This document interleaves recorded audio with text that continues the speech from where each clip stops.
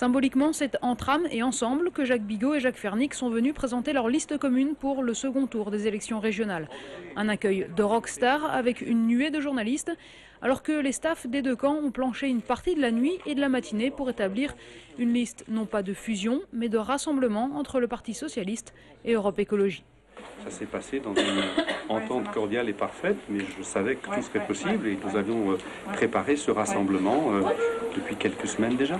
Dans la mesure où la répartition se fait à la proportionnelle des résultats, il n'y aura pas un groupe majoritaire et un minoritaire associé. Il y aura un groupe majoritaire dans le cadre d'un accord avec un équilibre parfait entre nous. Et l'Europe Écologie a une bonne place sur cette liste régionale et naturellement nous gouvernons ensemble.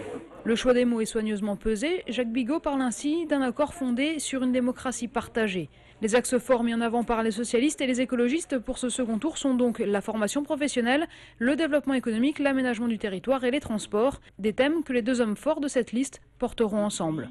Notre accord est fort d'une synergie des engagements qui place la solidarité, l'emploi, l'écologie au cœur de notre programme. Elle est forte aussi d'une proposition de liste de candidats qui est une belle mise en cohérence de nos compétences respectives et qui permet à chacun de se sentir à l'aise dans un collectif fort de sa diversité, fort de son unité et nous souhaitons fort de sa légitimité à partir de dimanche.